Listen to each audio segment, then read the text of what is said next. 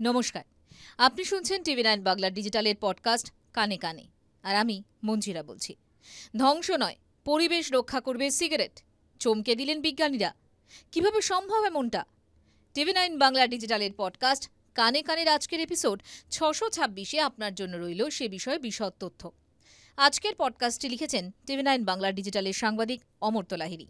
বিশ্বজুড়েই খোঁজ চলছে কার্যকর, পুনর্নবীকরণযোগ্য এবং পরিবেশ বান্ধব শক্তির, অর্থাৎ সহজ কথায় রিনিউয়েবল অ্যান্ড ইকো ফ্রেন্ডলি এনার্জির।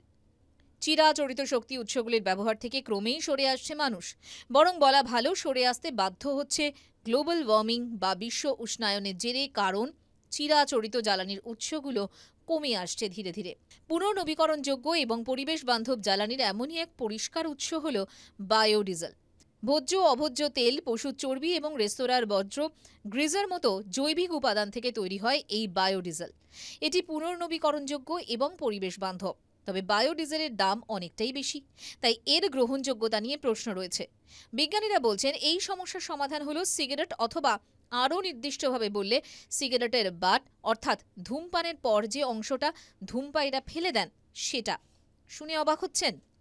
এতদিন সিগারেটের বাটকে পরিবেশ দূষণকারী বলেই বিবেচনা করা হতো, কিন্তু বিজ্ঞানীদের মতে সিগারেটের বাটই বায়োডিজেলের খরচ কমাতে সহায়ক হতে পারে। এর আগে গবেষণায় দেখা গিয়েছিল ট্রাইগ্লিসারাইড, ট্রায়াসিটিনের মতো রাসায়নিক যুক্ত করলে বায়োডিজেলের কার্যকারিতা বৃদ্ধি পায়। তবে ট্রায়াসিটিন উৎপাদন করা পরিবেশের জন্য অত্যন্ত বিপজ্জনক। এর জন্য প্রচুর রাসায়নিক ব্যবহার করতে হয় এবং তা থেকে অত্যধিক বিষাক্ত বজ্র পদার্থ তৈরি হয়। কিন্তু লিথুয়ানিয়ান এনার্জি ইনস্টিটিউটের সহযোগিতায় লিথুয়ানিয়ার কাউন্স ইউনিভার্সিটি অফ টেকনোলজির বিজ্ঞানীরা সিগারেটের বাট ব্যবহার করে ট্রায়াসিটিন তৈরি করার এক নতুন উপায় খুঁজে পেয়েছেন। অ্যানালিটিক্যাল অ্যান্ড অ্যাপ্লাইড পাইরোলাইসিস জার্নালে তাদের গবেষণা সম্পর্কে এক নিবন্ধ প্রকাশিত হয়েছে। গবেষণাপত্রের প্রধান লেখক স্যামি ইউসেফ বলেছেন, আমাদের গবেষণায় আমরা পুনর্ব্যবহার এবং বজ্র ব্যবস্থাপনার বিষয়ে কাজ করছি, তাই আমরা সবসময় বজ্র পদার্থের সন্ধান করি। সিগারেট 3টি উপাদান দিয়ে তৈরি: তামাক, কাগজ এবং সেলুলোজ অ্যাসিটেট ফাইবার দিয়ে তৈরি একটি ফিল্টার। অনেক সংস্থাই সিগারেটের বাট সংগ্রহ করে, তাই তাদের থেকে এই বজ্র পদার্থ সংগ্রহ করাটা সহজ ছিল। তিনি জানিয়েছেন, পাইরোলাইসিস প্রক্রিয়ায় 650, 700 এবং 750 ডিগ্রি সেলসিয়াস তাপমাত্রায় তারা সিগারেটের বাটগুলি তাপীয়ভাবে পচিয়েছিলেন।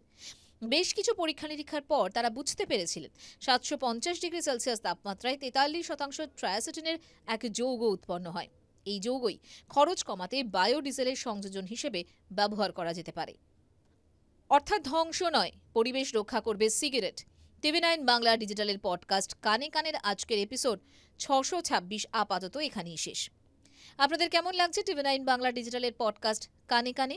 কমেন্ট বক্সে প্লিজ লিখুন, সঙ্গে সাজেশনসও দিন। কী কী বিষয়ের ওপর পডকাস্ট শুনতে আপনি আগ্রহী। শুনতে থাকুন কানে কানে।